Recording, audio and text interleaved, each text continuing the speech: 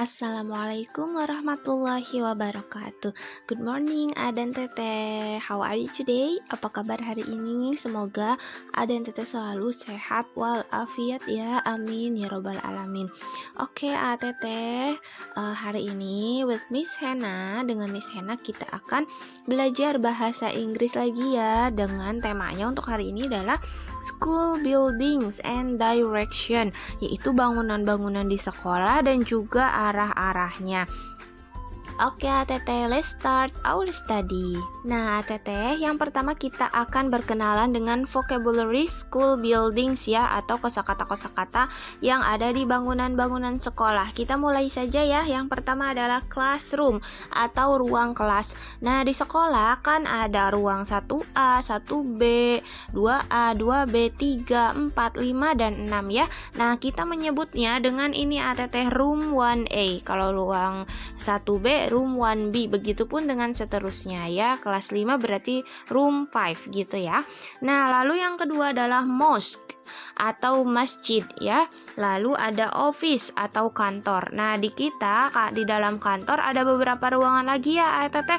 Di antaranya adalah principal office atau ruang kepala sekolah. Dan juga school health clinic ya, atau UKS. Lalu berlanjut ada toilet juga ya, atau kamar mandi. Lalu ada schoolyard adalah halaman sekolah. Di situ tempat AA dan Teteh berolahraga dan juga upacara ya. Lalu ada school kitchen, Teteh dapur sekolah. Ada juga yang terakhir adalah administration room atau ruang tata usaha. Nah itu dia Teteh ya, beberapa ruangan yang ada di sekolah atau bangunan-bangunan yang ada di sekolah. Kita baca sama-sama ya Teteh ikuti setelah Miss Hena. Classroom, mosque, office, toilet, schoolyard, school kitchen, principal office, administration room, school health clinic. Oke deh Teteh, itu dia pronunciation ya, pengucapan dalam school buildings atau bangunan-bangunan yang ada di sekolah. Setelah kita belajar tentang vocabulary school buildingsnya, sekarang kita akan belajar kosakata atau vocabulary directionnya atau arahnya ya. Teteh di sini Miss punya 7 kosakata untuk kita menunjukkan suatu ruangan. Yang pertama adalah beside atau di samping. Yang kedua adalah between atau di antara. Lalu ada opposite, berhadapan, bisa juga berseberangan ya. Lalu ada turn left atau belok kiri. Lalu turn right, belok kanan. Lalu go upstairs, naik ke atas. Biasanya ini kalau kita ke lantai di atas lantai 2 gitu ya, ada stairs itu adalah tangga. Lalu kita gabungkan go upstairs artinya adalah naik ke atas. Lalu ada go downstairs, itu adalah turun ke bawah. Nah itu Teteh, hari ini kita akan belajar tentang school buildings dan juga directionnya, atau kita gimana sih cara menunjukkan ruangan menggunakan kosakata beside, between, and opposite. Okay students, after we know about the vocabularies in school buildings, setelah kita tahu ya kosakata-kosakata dalam bangunan-bangunan sekolah, kita akan coba membuat sebuah denah, yaitu sekolah kita sendiri adalah SDIT Insan Rabani ya. Di denah ini kita akan belajar penempatan ruangannya. Di sini Miss sudah menggambar ya denah sederhana dari sekolah kita yang ada di lantai bawah ya, yang ada di lantai bawah saja. Nah, kita mulai dari yang pertama ya. Di sebelah sini ada office atau kantor. Lalu ada room 1A atau room 1A, ruang 1A ya. Lalu di sini di sampingnya itu ada stairs atau tangga. Lalu ada school kitchen, dapur, toilet atau kamar mandi. Di sini ada room 1B atau ruang 1B. Lalu di sini ada mosque atau masjid. Lalu ada juga di sini yang luas sekali, ini adalah schoolyard atau halaman sekolah ya, tempat AA dan Teteh olahraga dan juga upacara.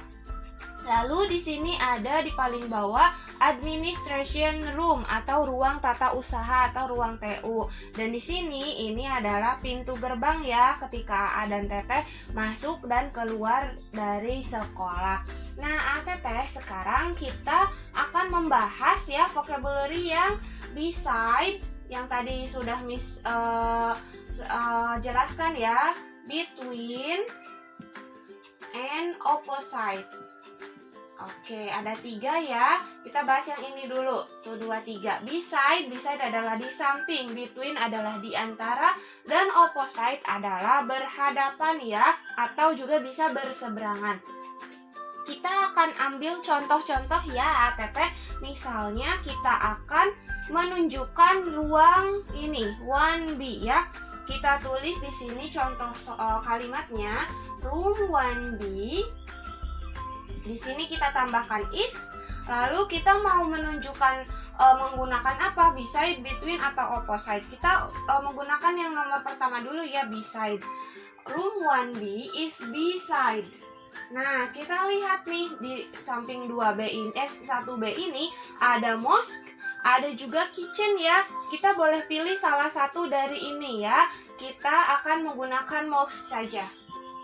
Nah, ini adalah kalimat yang menyatakan beside. Artinya adalah ruang 1B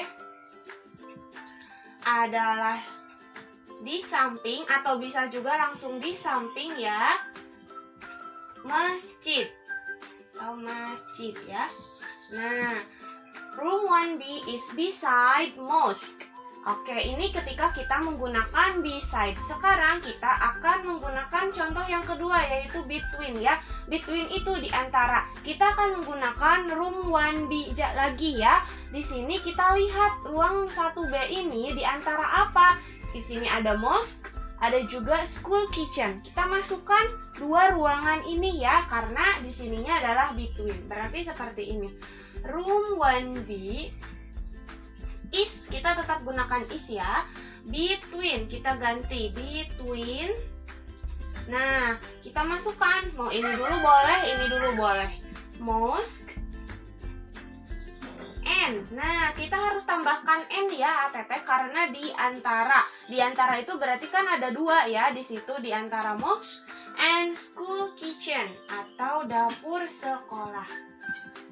Nah, ini ya, artinya ruang 1B adalah di antara, atau bisa juga langsung di antara ya, tidak usah pakai adalah juga tidak apa-apa. Masjid dan dapur sekolah. Oke ya. Ini kita ketika menggunakan between. Yang terakhir opposite. Opposite itu apa tadi? Berhadapan atau bisa juga berseberangan. Kita akan menggunakan ruang yang lainnya ya. Di sini kita akan menggunakan ini, ruang TU atau administration room. Nah, kita lihat yang berhadapan atau yang berseberangan dengan administration room adalah apa? Ini ya, masjid lagi. Bisa juga masjid berhadapan dengan administration room atau sebaliknya juga sama. Kita gunakan contohnya di sini ya. Administration room